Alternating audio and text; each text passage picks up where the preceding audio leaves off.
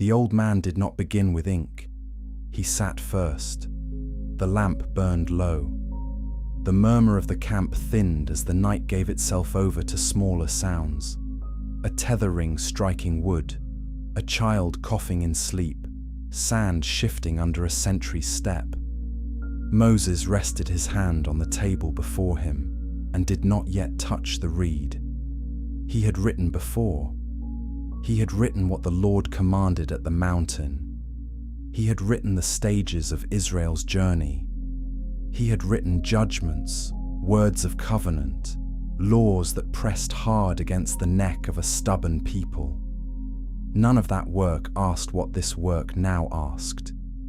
To tell a nation how the world began is no light labor. He had not seen Eden. He had not heard the river there. He had not watched the dust rise when the ground first yielded to a man's hand. He was born under Pharaoh's oppression, set afloat under danger, raised among walls that preferred polished stone to shepherd speech. The beginning stood far behind him, farther than any road he had walked, farther than the memory of any living elder. Yet he did not sit before emptiness. This mattered. It must be said slowly. The question was never whether Moses possessed enough cleverness to imagine old stories and bind them into grandeur. The greater question was whether the God who calls, judges, remembers, and speaks would leave the opening of his dealings with man to decay into rumor. Moses knew the ways of courts. He knew what power did with records. Empires carved victories into stone to lengthen their own shadow. Kings named themselves sons of gods and set scribes to work polishing the lie. Egypt knew how to keep memory, and Egypt knew how to bend it. Israel was not Egypt. Israel had no marble galleries of self-congratulation. Israel had graves in borrowed soil, lamb's blood remembered at doorposts, and a covenant that could not be strengthened by exaggeration. If its beginnings were to be spoken truthfully, they would have to be received, guarded, weighed, and ordered with fear before God. Stephen would one day say that Moses had been educated in all the wisdom of the Egyptians, and the saying fits him well. He knew the discipline of trained hands, the patience of ordered archives, the stubbornness required to preserve a text against weather, negligence, and ambition. Such schooling had not made him proud in the end. The desert cured that. Sinai cured more, but it gave him tools. The Lord who drew him out of the Nile did not waste the strange preparation of the palace. So he sat in the dimness, not as a conjurer of myths, and not as a hollow instrument made unnecessary by the Spirit who breathed upon him. The Spirit of God is not a thief of human means. He made the mind he uses. He governs speech without despising the tongue. He may reveal directly. He may also preserve through witness, recollection, naming, and the hard fidelity of those who keep what was entrusted to them. On the table lay gathered testimony. Some of it was already near at hand in the life of the people. Genealogies recited with exact care, the names of fathers and sons not spoken loosely, but as inheritance. Some of it had come as guarded family memory, held as more than ancestry, because promise ran through it. Some readers, long after Moses, would suggest that the book he was shaping bears signs of older written units, traces of records joined together with reverent intelligence. Others would judge differently. Moses himself does not pause to explain his method. He writes, yet the texture of Genesis refuses to feel like a careless stream. It moves with seams, thresholds, recurring markers. It knows where one burden settles and another begins. The old man looked down at a phrase that returned like a measured tolling bell through the generations. These are the generations. Not once. Again and again. He had heard it in the household lines. He had seen what it gathered. Sometimes it opened into descendants. Sometimes it leaned backward over an account and seemed to gather what had just been told. The phrase did not lie decorative upon the page. It worked. It bore weight. It marked stewardship. A people recently freed from slavery might have asked for a simpler story, one less demanding in its patience. Tell us only that God made all things.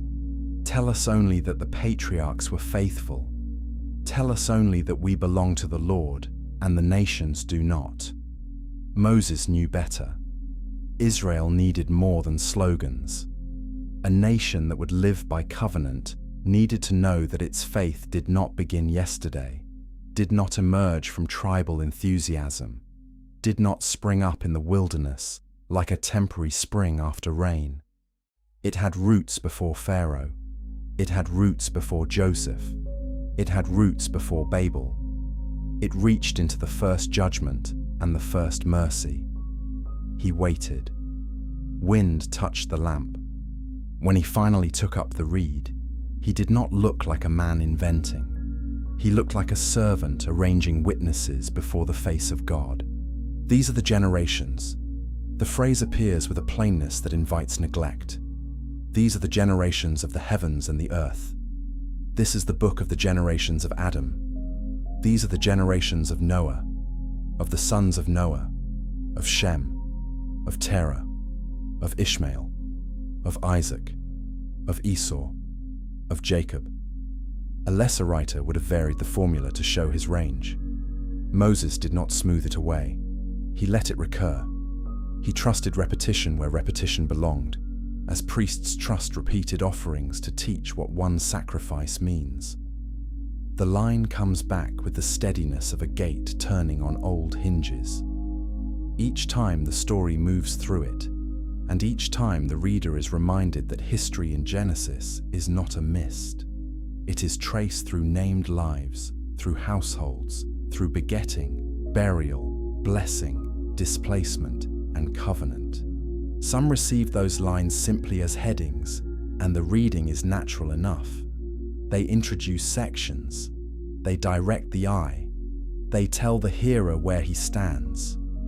Yet some interpreters have argued that in certain cases they may preserve the function of a closing notation, something closer to the ancient habit of identifying the account just completed.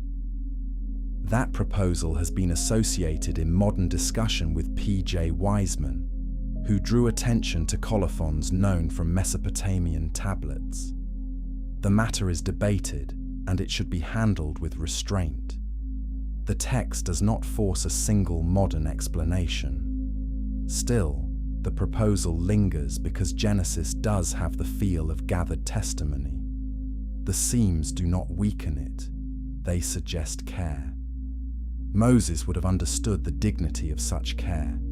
He had lived in a civilization that measured grain, counted tribute, marked reigns, listed names, archived decrees, and fastened state memory to material forms.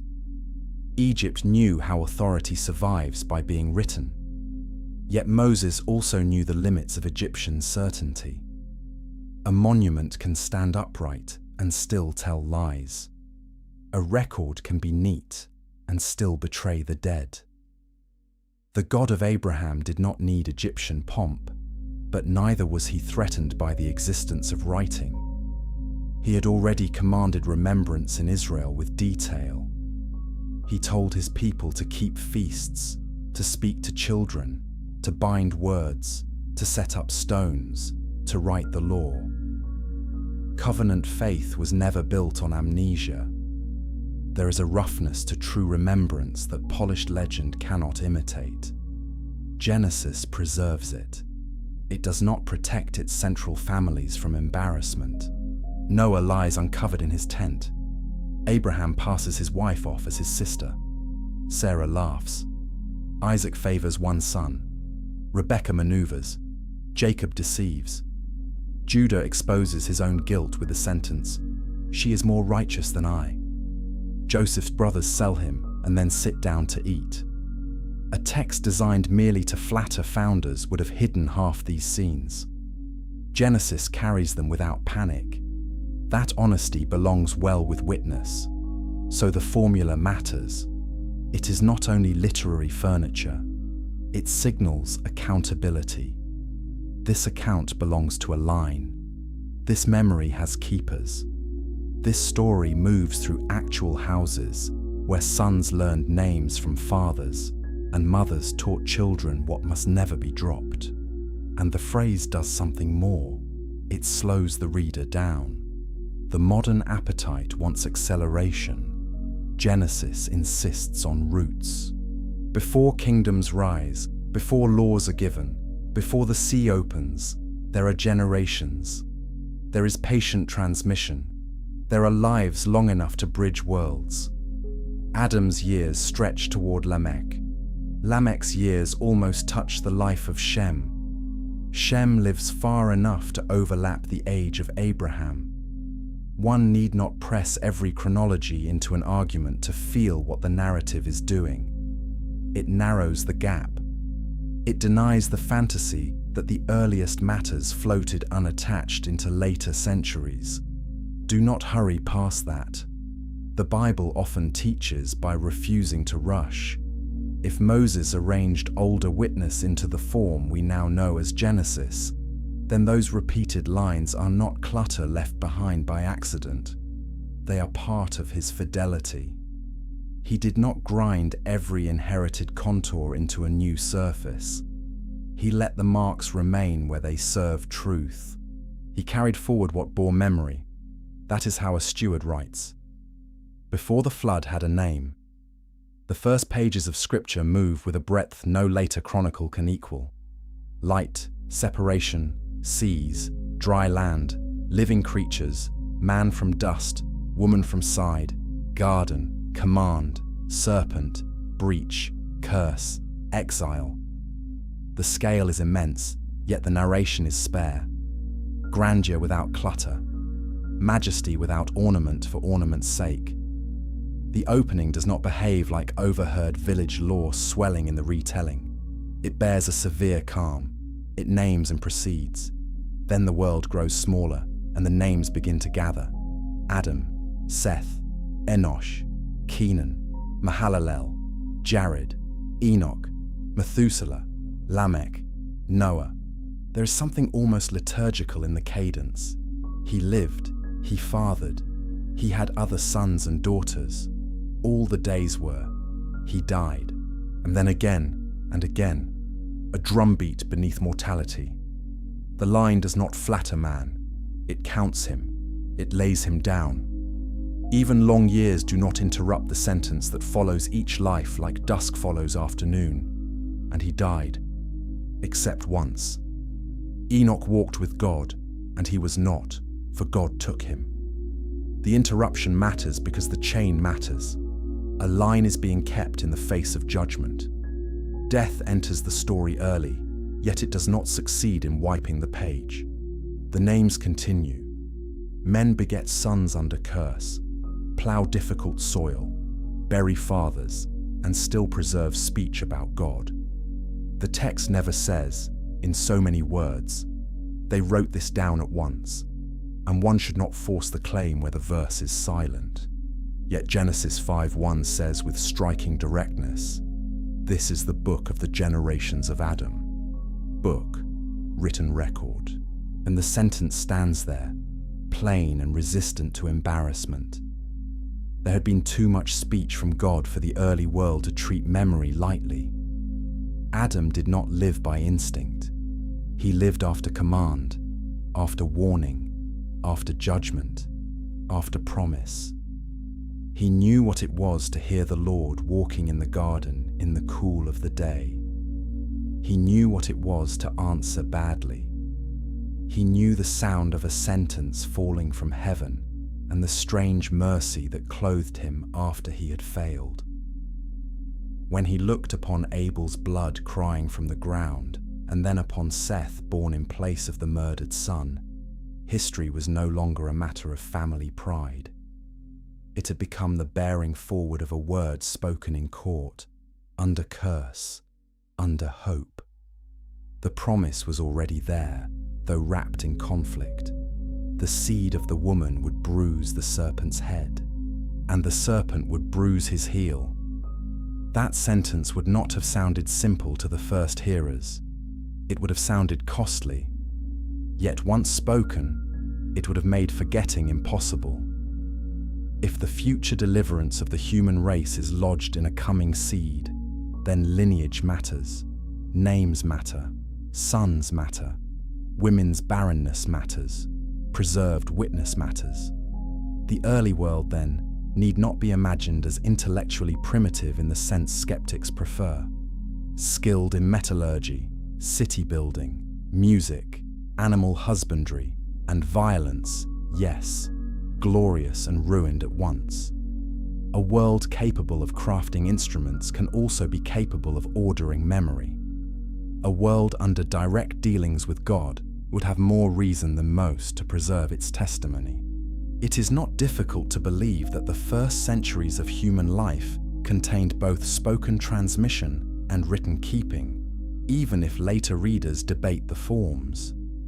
By Noah's generation, the earth was full of corruption. That phrase itself suggests a world not empty of order, but rotten within its order. Men were marrying, building, organizing, spreading. The violence was systemic. The imagination of the thoughts of man's heart was only evil continually. Judgment approached slowly enough for preaching. Noah is called a righteous man, blameless in his generation. He walked with God. The ark was not built in a weekend of panic. It rose under years of warning. One can easily picture timber, pitch, labor, measurements, ridicule. Harder perhaps to picture the inward task. What a righteous household decides must survive. When a man knows water is coming over all the high hills under heaven, he does not choose lightly what he carries toward the vessel. The chest beside the door. The ark takes up much of the eye, and rightly so. Its length, breadth, height, rooms, pitch, door, window, and cargo have drawn generations of readers to their own astonishment. Yet the ark was not only a machine of survival, it was a chamber in which a world passed through judgment toward remembrance. The animals entered according to kind. Noah entered with his wife, his sons, and their wives. Food was gathered. The command was exact. The obedience was exact in the way Scripture loves to note with quiet force. Noah did all that God commanded him. That sentence has more iron in it than many speeches. Some readers, especially those persuaded that Genesis preserves traces of older documentary units, have imagined that Noah did not carry only breath and seed through the flood, but memory in material form as well. Scripture does not pause to itemize every object in the ark, and honesty requires that we leave silence where the text is silent. Yet the theological instinct behind the image is sound. The world after the flood is not intended to begin ignorant. Noah emerges able to offer sacrifice to the Lord, able to distinguish clean from unclean, able to speak blessing and curse over his sons, with moral understanding rooted in an older world. He does not crawl out into a blank consciousness. This matters for the question before us. Genesis does not portray history as repeatedly erased and then reinvented. Judgment falls, yet witness remains. The line survives, and with the line survives knowledge of God's acts, man's fall, and the word of promise. Whether preserved in inscribed records, disciplined recitation, or both, the content comes through the waters intact enough to govern the generations that follow. Consider Noah after the flood. The ground is raw. The ark rests. The families step down onto a world washed clean of men, yet not clean of sin. The covenant of common grace is spoken. The bow is set in the cloud. Bloodshed is addressed with a severity suited to a world still dangerous. The distinction between man and beast is upheld because man bears the image of God. These are not the instincts of a tribe improvising theology from weather. They are continuities. And then the shameful scene in the tent. Noah drinks of the wine, becomes uncovered, and lies exposed. Ham sees. Shem and Japheth walk backward with a garment held between them. The Bible does not sand down the story to protect the dignity of its survivor. In one chamber of the ark, judgment has passed over the world. In one tent after the flood, the old wound of human dishonor opens again. Yet even here, the witness is preserved. The record does not hide the father's humiliation, and it does not spare the son's sin. A mythmaker would have improved this. A faithful transmitter would not dare. The chest beside the door is not described in Genesis. Let no one claim more than the text grants. Yet the image helps because it points toward a moral reality the text certainly affirms. What God means to continue, He causes His servants to guard. Noah did not save the world. God did. Noah did not secure the covenant by cleverness. God established it. Still, Noah obeyed with hands, with measurements, with gathering, with entering, with waiting, with opening the door when commanded. Divine preservation and human stewardship meet in that man's long labor. The same pattern will meet us again. It will meet us at altars, in tents, under stars, beside wells, in famine roads, in Egyptian storehouses, and at last at the table where Moses bends over the beginnings. After the waters, after Babel, the sons of Noah spread. Nations emerge. The table of peoples in Genesis 10 is easily skimmed by readers impatient for drama, yet it carries one of Scripture's profound refusals. The human race after judgment is neither anonymous nor chaotic in the eyes of God. Families, lands, languages, clans, nations. The text sees all of it. Dispersion is not the same as disappearance. Then Babel rises. Men settle in Shinar and do what men do when unity loses reverence. They make brick. They choose a city and a tower. They intend a name for themselves and fear scattering over the face of the whole earth. The project is architectural, political, and devotional all at once. It is an attempt to turn shared human strength into self-securing permanence. The Lord comes down. Their speech breaks apart. The city does not become what its builders desired. Again, the narrative does not treat language as trivial. Scattering affects more than trade. It strikes at transmission. Tongues divide. Peoples branch. Memory now travels under new strain.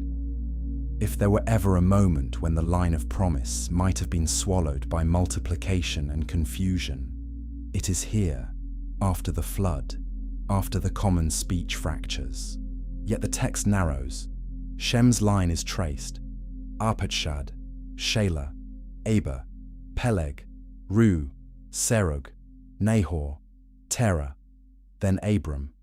Scripture often defeats grandeur by narrowing its beam. Babel displays the ambitions of many.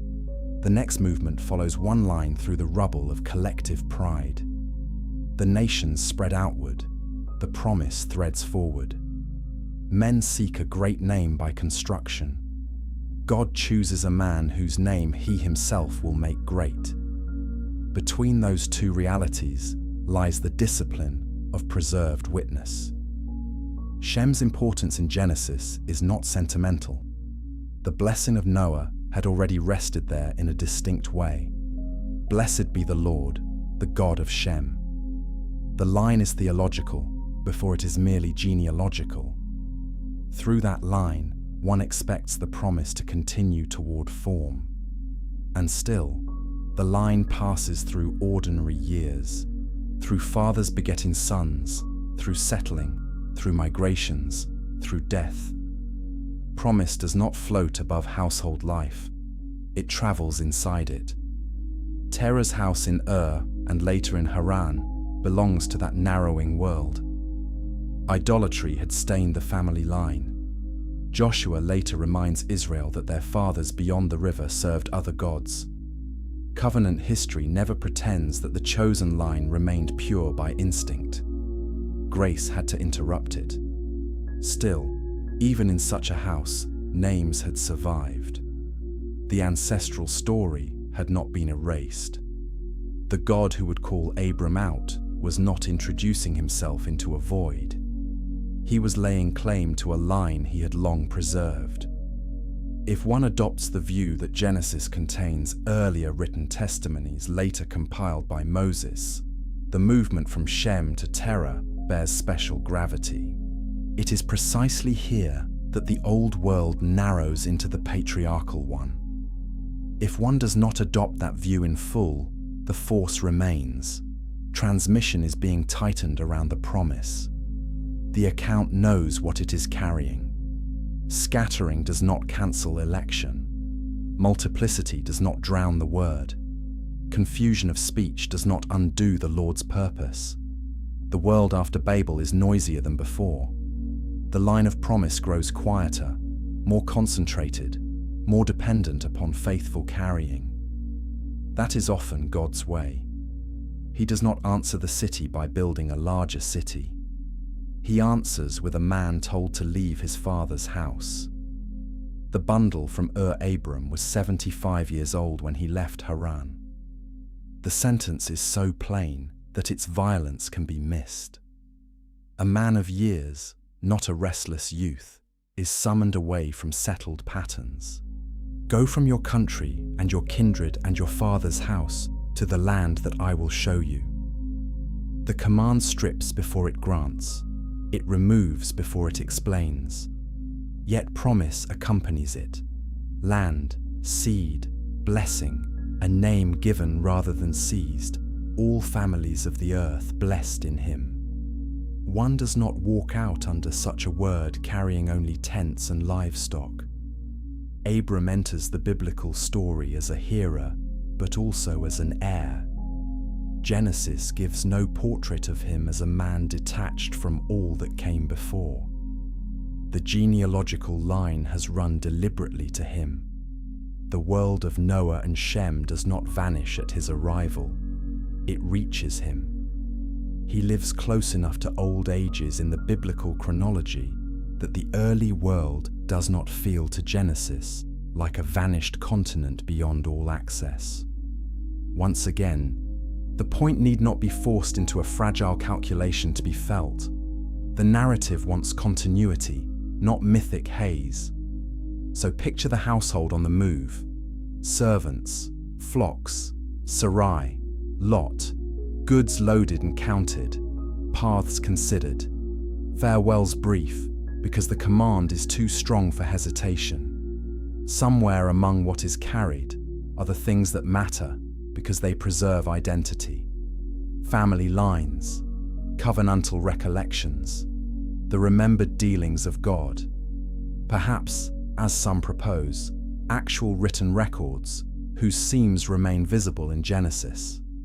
Perhaps chiefly disciplined testimony, recited with the gravity of inheritance.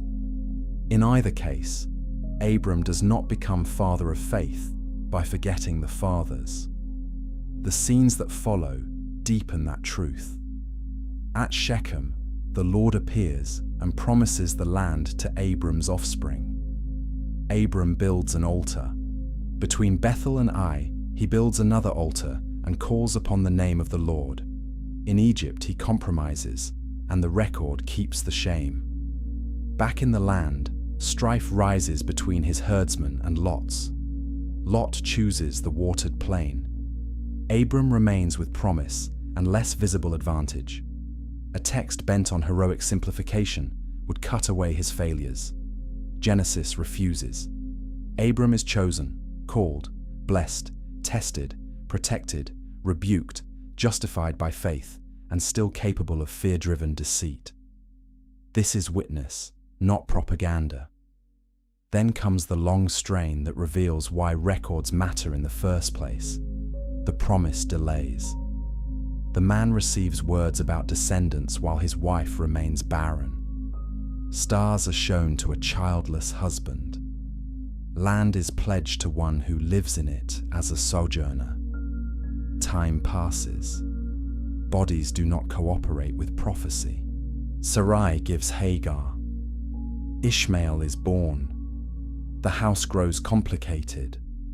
God returns to speak again with precision sharper than human arrangements can endure. This chapter of the story must be handled with patience, because here the preservation of memory becomes inseparable from the preservation of hope. A family promised a seed cannot treat lineage casually. A house told that blessing to the nations will come through a line must know that line with care. Names are not bookkeeping now. They are vessels under promise. And the promise is not bare fertility. In Genesis 15, Abram is told something of the future affliction of his descendants in a land not theirs, and of their eventual deliverance. The covenant of Israel already leans toward Egypt before Joseph is born. History is opening in layers. The man standing under the night sky is being placed in a story whose fulfillment outruns his lifespan. That alone gives reason for disciplined preservation. Men can endure delay more faithfully when they know they are carrying a word larger than themselves. Stay with that for a moment. One of the quiet wounds in human life is to begin something one will not finish. Most men resist that wound. They want to see the roof completed, the child mature, the conflict settled, the promise closed in their own sight. God often refuses that comfort. He gives a word that ripens across generations. Then he requires men and women to carry it without controlling its completion. Under such conditions, testimony becomes holy work. A father must hand forward what he cannot cash in himself. A mother must teach a child to live under a promise whose full shape she will not see. Abram becomes Abraham. Sarai becomes Sarah. Covenant takes bodily sign in circumcision. 3 visitors arrive. One speaks with the authority of the Lord. Sarah hears from the tent and laughs the way wounded patience laughs when hope knocks too late for the body to answer. Yet Isaac is born. The child's very name remembers the laughter turned inside out. Then the mountain. Take your son, your only son Isaac, whom you love. That sentence cuts through the whole preceding history. Every preserved word has been narrowing toward this son, and now the son is demanded. Abraham rises early, splits wood, travels, answers Isaac with restrained speech, binds, lifts, is stopped. The ram is provided. The promise does not die on the mountain. Though Abraham had already surrendered claim to his own understanding of how God would preserve it. Nothing in that scene encourages the reader to suppose that God's dealings are light enough to entrust to accidental memory. This is a story that sears. It must be spoken faithfully or not at all. A line so tested would not keep its defining moments loosely, as if they were the sort of tales one embellishes around a fire for effect. The gravity of covenant presses toward preservation. By the time Abraham dies, old and full of years, he has purchased a burial field, buried Sarah, sought a wife for Isaac from his own kin, blessed sons, dismissed rivals, and been gathered to his people. His life closes without possession of the land in fullness. He dies under promise, carrying only first fruits. Yet the line continues, and with it the burden to remember rightly. The bundle from Ur has grown heavier. It now contains altars, covenant signs, near sacrifice, laughter, burial, and the quiet discipline of waiting. Stones under the pillow. Isaac inherits a story already charged. He is the child of promise, and the child carried up a mountain. He receives the covenant afresh from the Lord, sows in famine, reaps hundredfold, digs wells, faces envy, lies about Rebekah as his father had lied about Sarah, and grows old with the promises still not exhausted. Genesis does not make him larger than his actual scale. He is not Abraham repeated with more polish. He is the Son in whom the word continues, and he is himself enough to show the family resemblance of both faith and failure. Then Rebekah feels the struggle in her womb. 2 nations are in your womb, and 2 peoples from within you shall be divided. Before the boys are born, the future tightens around them. Esau comes out red and hairy. Jacob follows, hand on heel. The house learns early that divine election and domestic trouble can live under one roof. Meals begin to matter.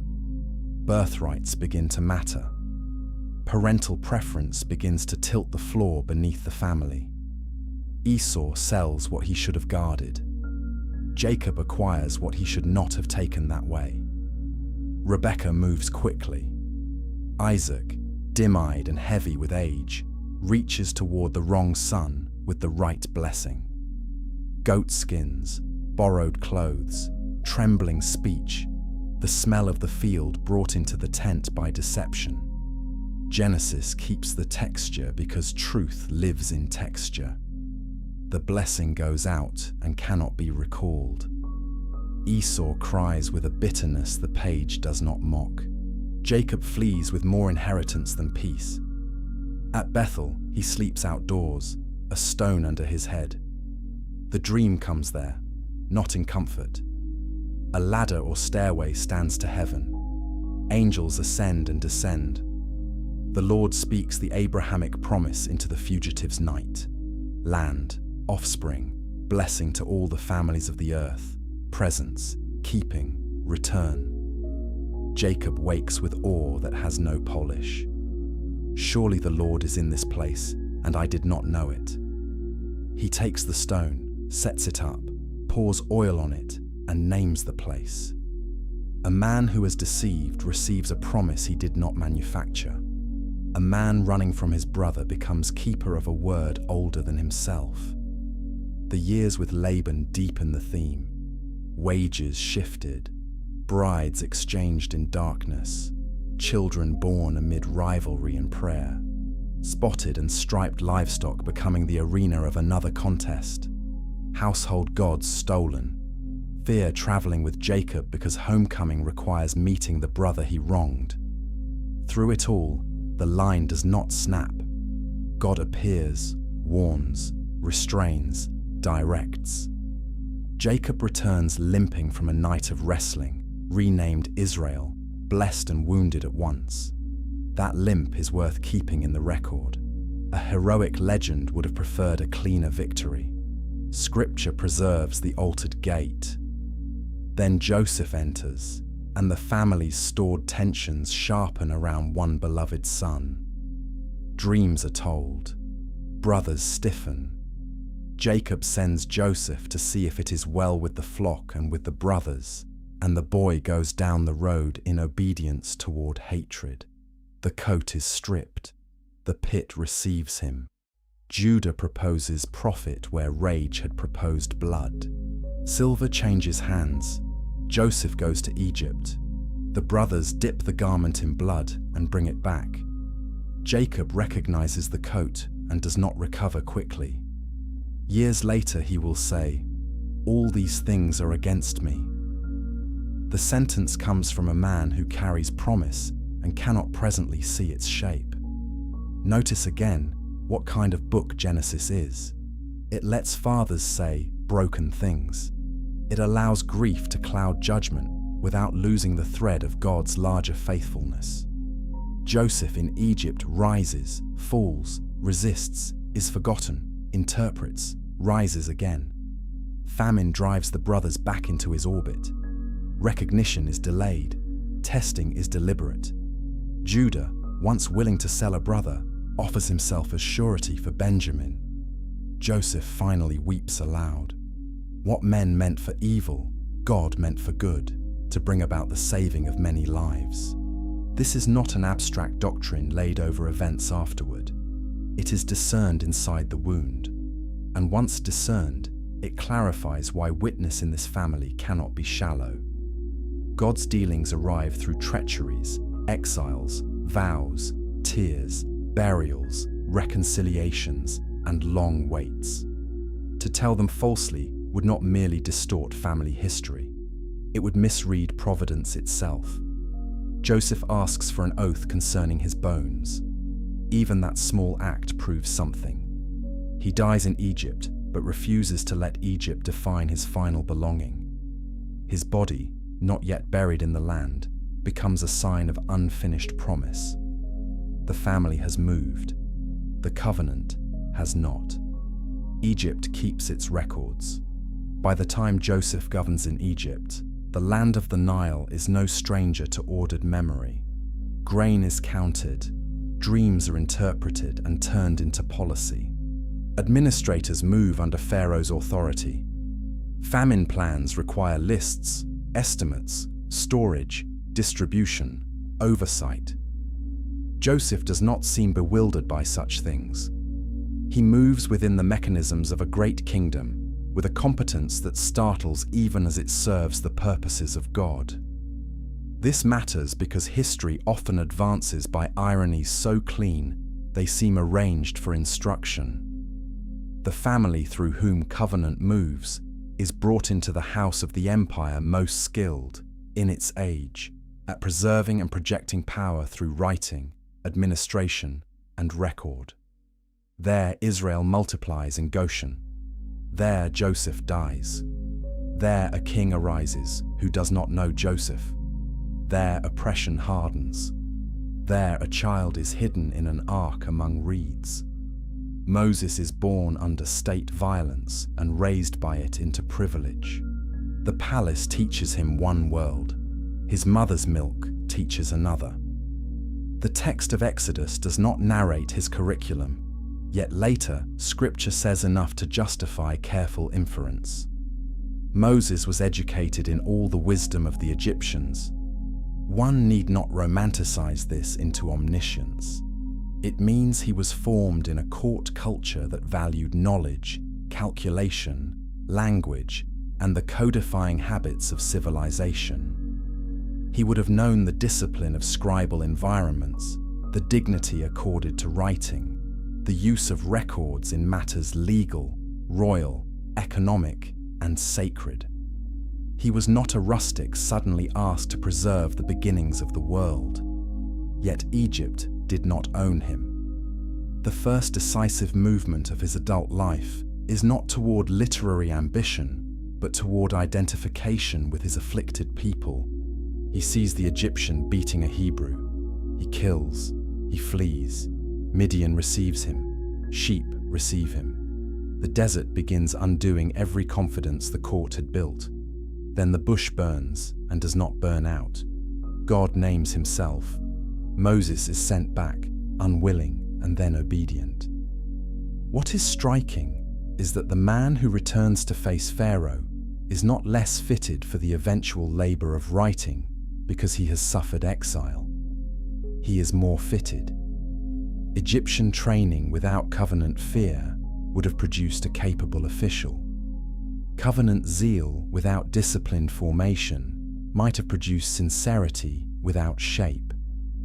In Moses, the Lord joins strange preparations: literacy and wilderness, palace and pasture, command and hesitation, public speech and face-to-face encounter with God. And Moses writes. Scripture says so in more than one place. He writes the words of the covenant. He writes the stages of Israel's journey at the command of the Lord. He writes the law and delivers it. The pattern is clear enough. The man is not merely a speaker receiving revelation in vapor.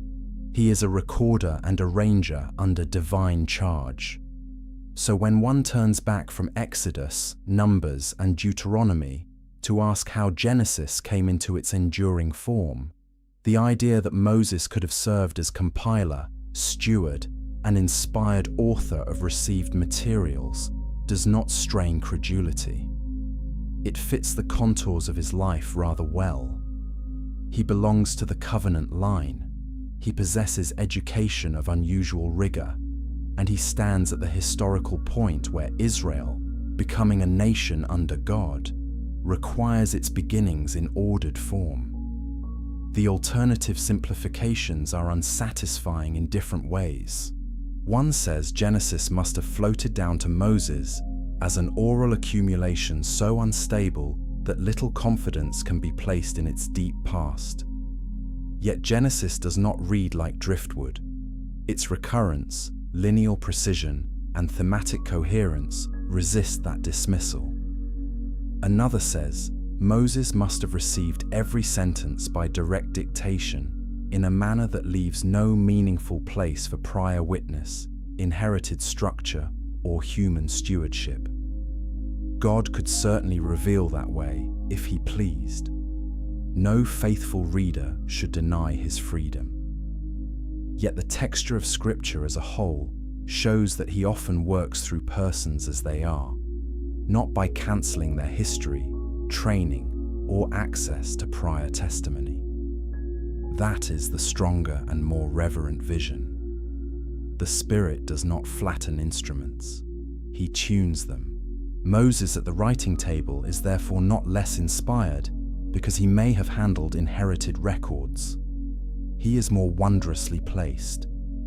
The same God who preserved a people in slavery may also have preserved their foundational witness through household care, ancestral transmission, and the hidden providence that allowed material memory to survive from age to age. When Moses arranges, joins, frames, and gives the account to Israel, he does so under authority. The product is not a scrapbook. It is Scripture. Yet its authority is not diminished by the possibility that God used preserved human testimony as part of his means.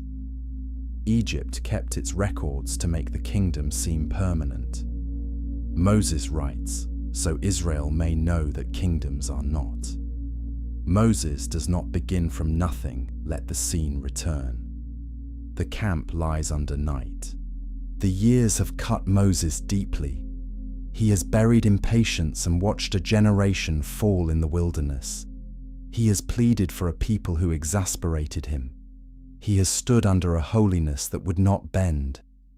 His own failure at Meribah sits somewhere in him with a bruise that never fully leaves. He is not writing now to secure his legacy. He knows he will not cross into the land. That knowledge purifies a man's pen. If he had wished to magnify himself, this would have been the hour to do it. Men nearing death often tilt memory towards self-justification. Moses does the reverse. He tells the people their rebellions. He records their father's stubbornness. He includes his own judgment. A writer so unsparing in the present is not likely to become careless with the sacred past. So when he takes up the account of beginnings, and he does not begin from nothing, he begins from what has been entrusted, from divine revelation surely, because no human witness stands above God's own word, from received tradition disciplined by covenant memory. And, if the reading of some careful interpreters is right, from older written units, whose signatures remain faintly visible in the structure of Genesis. A mature faith need not panic at the complexity of that statement. Truth is not threatened by means. If a judge speaks and a clerk records faithfully, the record does not become less judicial because ink was involved. If a king commands that his acts be written in a book, the authority remains royal, though the task passes through human hands. How much more when God, who governs memory itself, oversees the preservation of witness across generations and then appoints his servant to set it in canonical form. There is another reason Moses does not begin from nothing. The people before him do not begin from nothing. Israel needs to know not only who God is in the desert, but who he has shown himself to be from the dawn of human history. The Exodus alone, mighty as it is, cannot bear all the theological freight of covenant identity. A nation freshly delivered from slavery might be tempted to think of itself as an emergency project, a recent rescue improvisation, a people manufactured in reaction to Pharaoh. Genesis denies that. Israel is rooted in creation, fall, promise, flood, covenant, election, and providence long before the brick pits of Egypt. This is why the early chapters of Scripture feel at once universal and narrowing. They begin with the heavens and the earth, because Israel's God is not tribal. They move through Adam, because all men descend there. They pass through Noah, because judgment and preservation concern the whole human race. Then they narrow toward Abraham, Isaac, Jacob, and Joseph, because universal blessing will travel through particular promise. Moses writes this for a people who must learn that election is never favoritism detached from purpose. They are chosen inside a plan large enough for the nations. The recurring Toledoth formula serves that design well. It is one of the chief reasons many readers have sensed compilation in Genesis rather than uninterrupted monologue. The phrase behaves as a structuring device of remarkable persistence. It may in places function like an introduction. In some contexts, some scholars have suggested it may preserve the logic of a concluding notice. One need not settle every detail to perceive the central point. Moses has not flattened his material into featureless prose. He allows the inherited architecture to remain legible. That decision is morally significant. It suggests reverence for source and confidence in truth. Men who fabricate tend to over-smooth. Men who stage manage memory remove the awkward joins that would show work has been done. Genesis leaves the joins visible enough to be noticed and coherent enough to be trusted. This is not sloppiness, it is stewardship. And there is still a deeper layer. The book Moses writes is not merely about how God acted, it is itself an instance of how God acts. He preserves by promise, and he preserves by means. He feeds with manna, and he commands gathering. He gives law, and he has it written. He announces future affliction to Abraham centuries before Israel groans in Egypt, then brings the people out at the appointed time. He speaks directly, and he also commands fathers to teach sons. Why should anyone think his preservation of the beginnings would ignore the very pattern of providence he everywhere displays? There is no need to choose between divine faithfulness and human memory, as if the two were rivals. In Scripture, the Lord rebukes forgetfulness because remembrance is one of the appointed forms of obedience. He establishes memorials because he intends later generations to ask, "What do these stones mean?" He commands songs because words set to rhythm survive where bare statements fade. He gives genealogies because promise moves through bodies and years, not through ideas floating free of time. The God of Israel is lavish in memorial design. A long view of Genesis within the Pentateuch therefore reveals something beautiful. The same servant who records the wilderness murmuring also records Eden. The same hand that writes laws about inheritance, priesthood, blood, and boundaries also writes of Cain and Abel, Noah and the flood, Abraham and the stars, Jacob and his ladder, Joseph and the pit. The law is not hanging in space. It descends into a history already told. Israel can obey because Israel first remembers. This chapter of the matter does not end in certainty about every mechanism, and it should not pretend to. Humility is part of fidelity. We do not possess the physical tablets of Adam or Noah or Shem. Scripture does not give us an archivist's inventory list. What it gives is stronger than modern curiosity deserves, and more restrained than modern argument often prefers. It gives a text whose structure, honesty, and lineal consciousness fit remarkably well with the idea of carefully preserved witness, and it places that text in the hand of a man entirely suited, by providence, to gather and give it. That is enough to silence the easy scoff.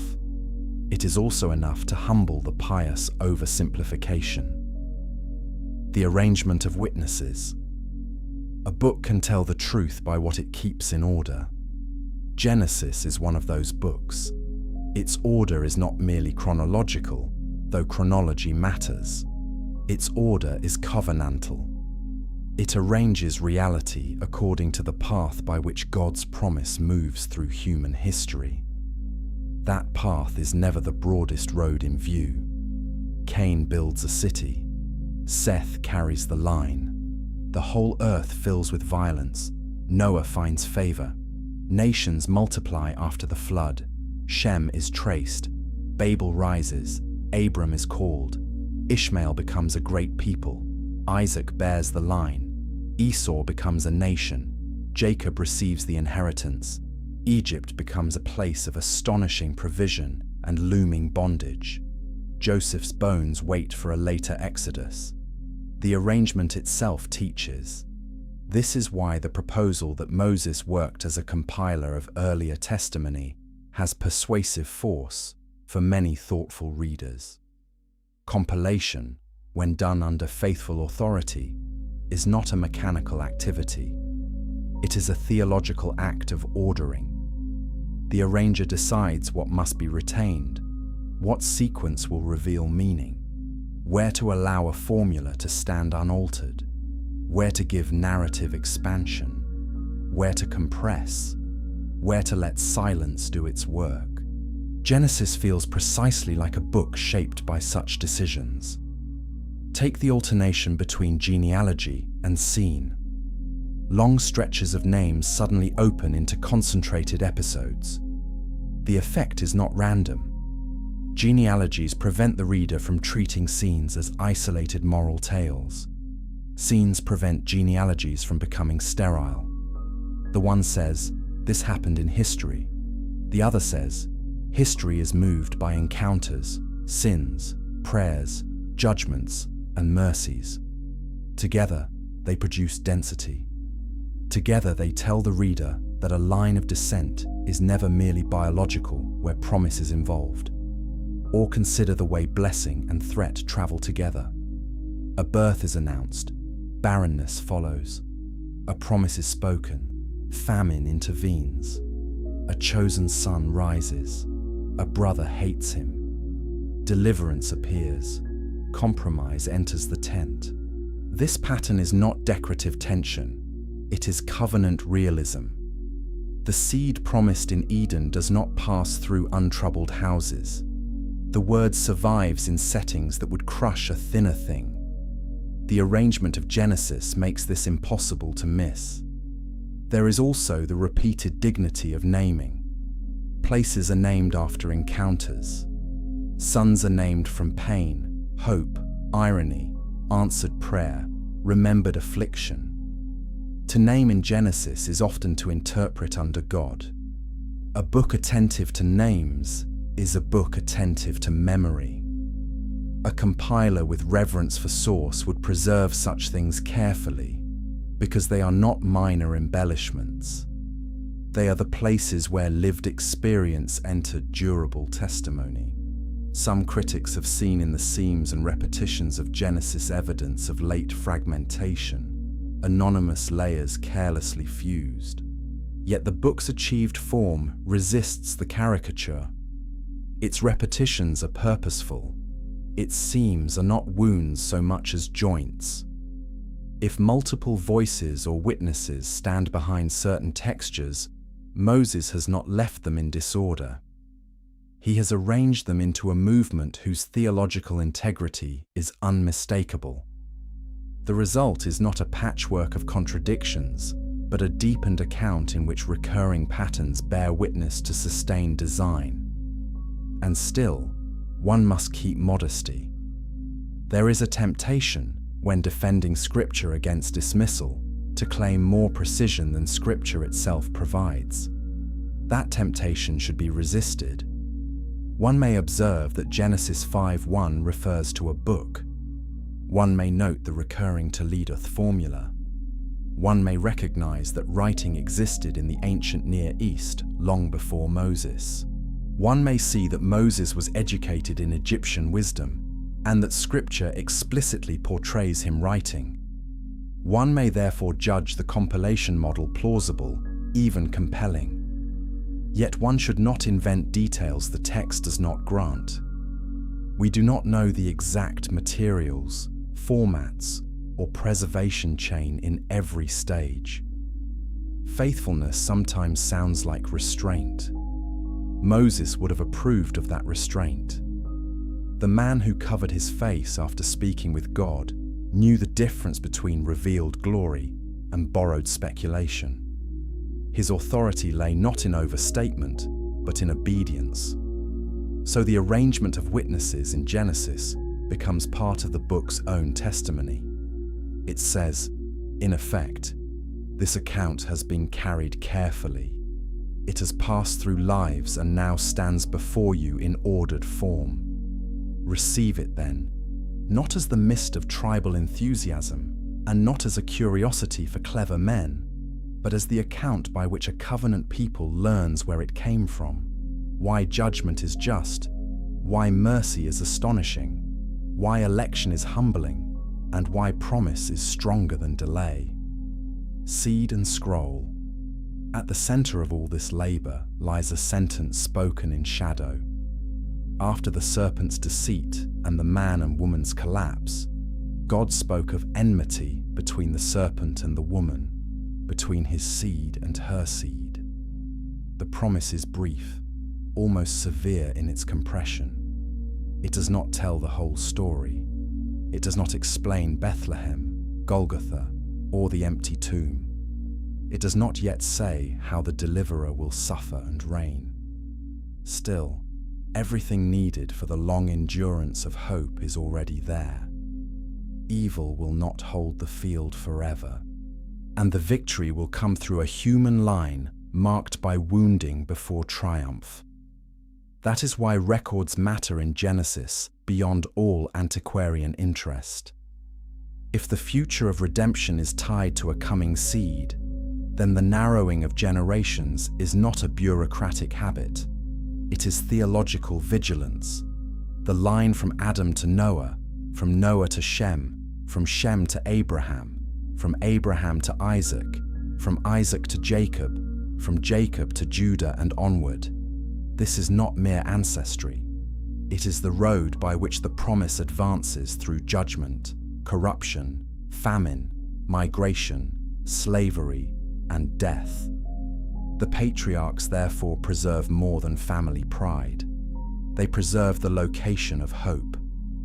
Abraham waits for Isaac because the promise has attached itself there. Jacob blesses sons at the edge of death because the future has attached itself there. Joseph asks for his bones because the land promise and covenant future have attached themselves there. Moses writes Genesis for Israel because the people must know that the God who has delivered them from Egypt is the same God who has guarded the promise from the beginning. There is deep tenderness in this, though Scripture states it with economy. God does not merely decree redemption in heaven and then announce it when the time is ripe. He shepherds its memory through centuries. He allows men to participate in carrying it. He entrusts households with words bigger than themselves. He binds hope to names, births, deaths, burials, vows, and written witness. He preserves the promise not as an abstract idea, but as lived history. That is why the possibility that Moses compiled Genesis from preserved records, however debated in its particulars, rings with such theological fitness. It displays a God who works in ways consonant with his own character. He is sovereign enough to reveal directly and patient enough to preserve through generations. He is free enough to speak from fire and humble enough, if one may speak this way, to let his word travel in entrusted human custody until the appointed servant arranges it for his people. He does not disdain means, he governs them. The final image, then, is not of Moses as a lone genius staring into religious darkness until inspiration strikes him, nor is it of Moses as a passive reed through which words pass without touching mind, memory, training, or received testimony. The final image is holier and more human. An old servant sits before gathered witness. Behind him stand Adam's fall, Noah's obedience, Shem's line, Abraham's altars, Isaac's wells, Jacob's stone, Joseph's tears, and the bones waiting in hope. Above him stands the God who remembers covenant. Around him lies a people who must be taught to remember or perish. He writes for them. He writes for their children. He writes for the day when a nation settled in the land will be tempted to think the land is the source of its identity. He writes for exile before exile comes. He writes for griefs he will never see and mercies he will not live to name. There is one more silence worth keeping before the script closes. Moses will die outside Canaan. He will look and not enter. The man who gives the beginning to Israel does not himself receive the middle in full. That too belongs to the theology of preservation. God's servants are often stewards of promises whose final forms they do not hold. They carry the scroll, speak the word, order the witness, bless the people, and then fall asleep. The promise goes on.